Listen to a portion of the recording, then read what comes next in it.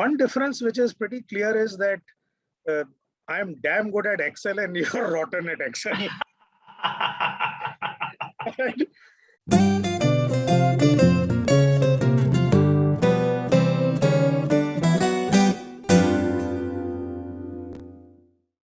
Welcome, Vineet.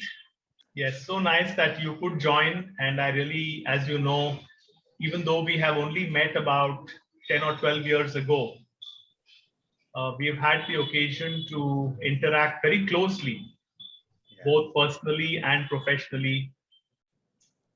We have stayed in each other's homes and we have opened our hearts to each other as well.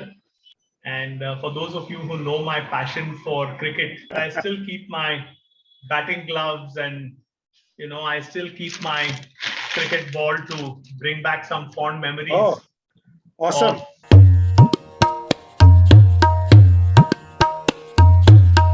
We came together in 2009. Yes. When we were trying to set up the Chitta Sangha or the Consciousness Collaborative together. Yes. I think my first memory and incident, therefore, naturally goes back to that time. And I still remember how I think there were 18 of us in School of Ancient Wisdom in Bangalore. Yeah. And I think it was 18th of December 2009 when we got together, and we were supposed to finish our session on 21st of December or something like that. Right. And we were doing all kinds of tamasha and various kinds of exercises which can be called esoteric at best. And then somewhere the previous evening, which may possibly be 20th of December, there was this huddle going on, and I remember Shradhalu Bhaiya getting very angry, saying, "So is this what we've got together for? Just to have fun? Where is the work in all this? What are we supposed to do together?" So I think suddenly there was a jolt and everybody kind of woke up. And that's the time I remember you and I were either chartered or we nominated ourselves, volunteered to take on the responsibility of facilitating the concluding session, which was to happen on the following day. How I think starting from virtually a zero base where we had no experience of working with each other, how we even found each other, how I think we aligned with each other in that moment. And I still remember a damn good session the next day, including your fantastic mind map, which to me was the first time introduction to a mind map, and using that to create actionables and everything. I mean, that is an outstanding memory that stands in my head. And for me, what I think really came out for me from that session was that both you and I have the ability to think at a big picture level and hold that big thing in our minds. Yeah. And also to be able to chunk it down into bite-sized or digestible pieces, yeah, which can then be practically acted upon. We can also hold a reasonably light touch. Yeah. In the process. Therefore, it's not just a productive process, but it's also an enjoyable process. Yes. Yeah, see, there is another one. It's the incident might be small in terms of, what exactly happened, but I think it definitely left a big impression on me. And I think I remember this was the time when you and Nilima were doing some work for Aircel. So I remember coming to the Aircel office, and I spent, I don't know, maybe half a day or 3/4 of a day there. What I found very notable was that in that moment, you reached out to me and you said that, "Listen, Vineet, this project is not going forward, but you came and spent your time, and I would therefore like to pay you for it." What stays in my memory very sharply is that we were actually haggling in a way where you were saying tujhe zyada milna chahiye and I was saying mujhe kam milna chahiye. So I think that sense of trust, to me, that was the beginning of a great trust that we built in taking our work together later. Yes, yes.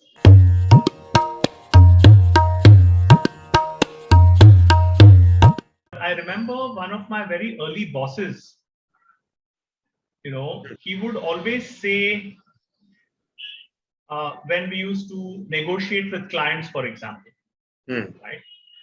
He would say, obviously, on everything, look at the pros and the cons on one side. Write down the pros and the cons. But Okay. below that, he would always say, also write down what is the give and the take. Okay. And he would say that the give and the take is different from the pros and the cons. Right? Very interesting. That the pros and the cons tends to be more logical, more numerical, more quantifiable. But the give and the take happens at a human level. Right.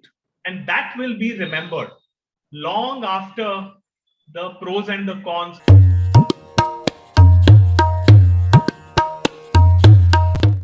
One is, for example, the sense of fairness, which I certainly carry within me too.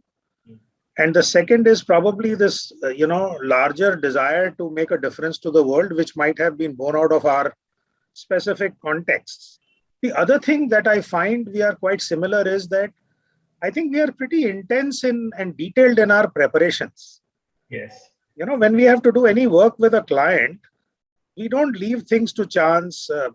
Our adherence to commitments sense is pretty strong. Yes. So that is something that, in fact, we have enjoyed with each other. And that has been a bit of a nemesis for me with some of the others. Yes. If I talk about differences, see, when you deal with your engagement design, there is a lot of right brain and left brain activity that you bring in a rather balanced way into your design. Yeah. So, for example, you are probably more amenable to using Renu's work in terms of bringing creativity, etc. I find myself leaning more towards the left brain activity. So I think I admire that in you. And that is probably where I've also enjoyed, because I think we've created something wholesome together. And again, Vineet, this I think in a way comes from my advertising upbringing, where we always saw advertising as theater. Correct. That there is an artistic, aesthetic, almost theatrical element to advertising. Correct. And unless you leverage that fully, the essence of the message does not really get through. Yeah. And therefore, the emotional content and the use of the right brain to create and to do something novel is something that has been ingrained in me from my early days. And I've tried to take that into the facilitation and the coaching space as well. I do remember two more things, and maybe let me spell them out quickly. Sure. One is that I think another place where you probably end up relying on me is the ability to take copious notes. Yes. And again, my training taught me to be a mind mapper as a note taker. Yeah. And the whole approach to taking notes via mind maps is just to pick those keywords which are associative in nature. Correct. Rather than to take the detail.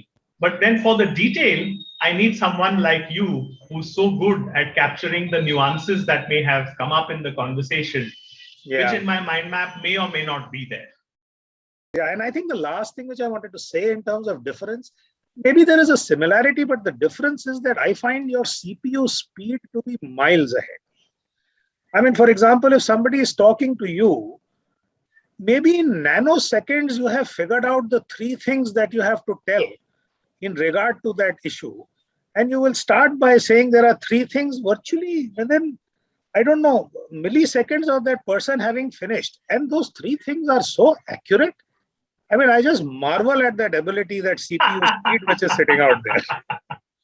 Yeah, CPU speed. And again, these are all things that I learned in my early days. One was the rule of three. Okay. And because that's an easy thing for most people to remember. And because of that rule of three, as I'm listening in, my state of presence allows me to synthesize and pick those three key elements. And that has become, I guess, a little more practiced over all these years. So yeah, just like Nilima says, so what is a Vijay Bhatt signature? Correct. Then the three things is also a Vijay Bhatt signature, and many people have remarked upon it.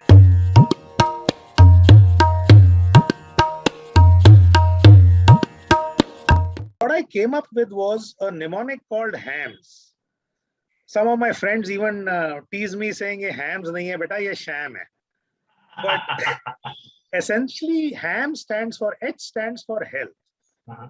I think somewhere I realized that, this is a very critical piece that we have to focus on.